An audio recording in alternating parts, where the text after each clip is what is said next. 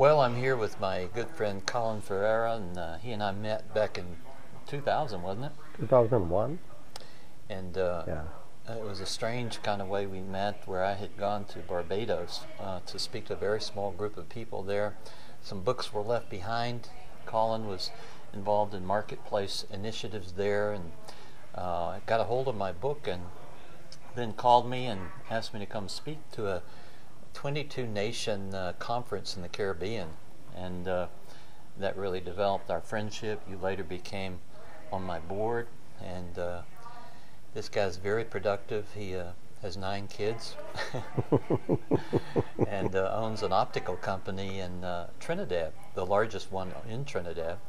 And but God led you here in Kelowna, Iowa, and Yeah. we'll get into that story in a minute. But you know, Colin is probably one of the best examples of someone who has learned what it means to bring Christ into his business and bring the presence of God and really operate his business from a completely biblical perspective. And so we want to share a little bit about that today. Colin, kind of how did it get started for you in terms of the whole concept that you needed Christ in your business? Well, when I came to Christ at age 27, I'm a very practical person, and my thinking was, I have got to, if this is where I spend most of my waking hours, I have got to see the relevance of God here. And I'd come out of religion, and I really wanted to know how God can help me walk through my life in business.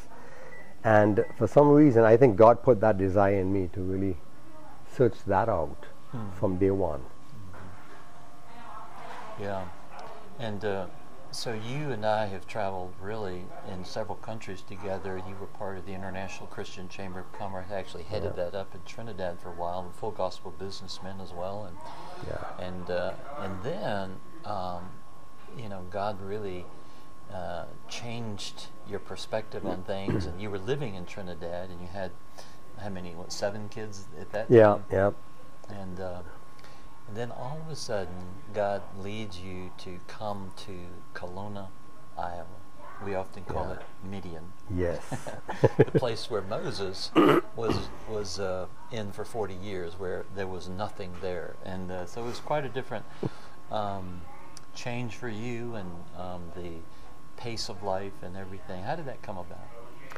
Well, I had just completed an event in Trinidad where I was working with the Global Day of Prayer, and I used that opportunity to bring together all the denominations in Trinidad for a time of prayer, which was something that had never been done before. But I used the neutral aspect of being a business organization, the chamber, to pull together these denominations, and it was really a tremendous success. But immediately after, it's like God pulled my plug. I just felt like I had no grace to do the simplest things that I could have done in my sleep. And I wrestled with it. I thought I needed a rest. I thought I needed to delegate more. I just tried everything I could try for that year, until eventually I came into the new year, and I just couldn't plan the things that I know I was supposed to do. I just felt God was saying something else. So I remember that day, I remember God saying, you need to go talk to Johnny. Johnny was a guy who was on one of us boards as well, Johnny Inlow.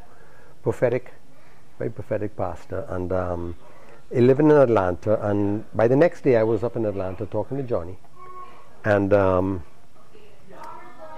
through our discussion and people praying for me, God just started to unfold things that he was taking me down a different direction. And I remember one of Johnny's intercessors, who never met me, never saw me. Johnny just had them praying for me.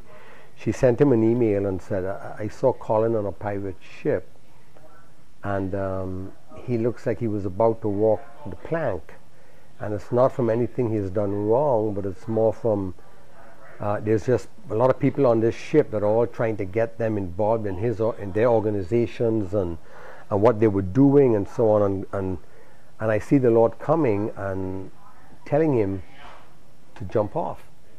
because he's about to do something very different with just him and God. And it's not going to be through all this organization and a lot of things that men do, but it's something new he's going to be doing. And that felt like a tremendous peace to my spirit. And I hadn't thought of Iowa yet, but I just knew things were about to radically change. And then Johnny said, do you realize you're on a pirate ship?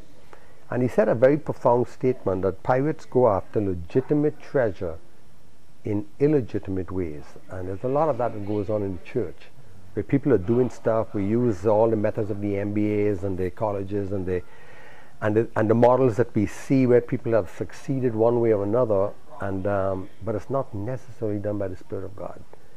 And that's what I would know. In business as well. In business, very much in business. Sometimes we lean on the Harvard methods and all that stuff, and then we cry out to God when things go wrong, and we want to first try what we think is the natural way.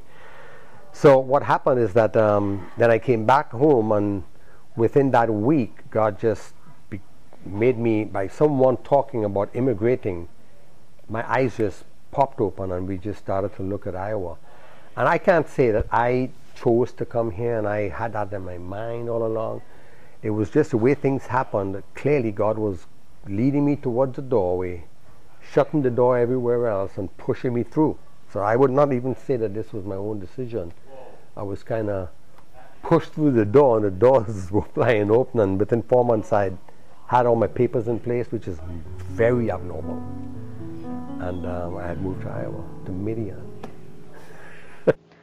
For additional books, audio and video resources, as well as learning about upcoming events from marketplace leaders, please visit our online bookstore at www.tgifbookstore.com.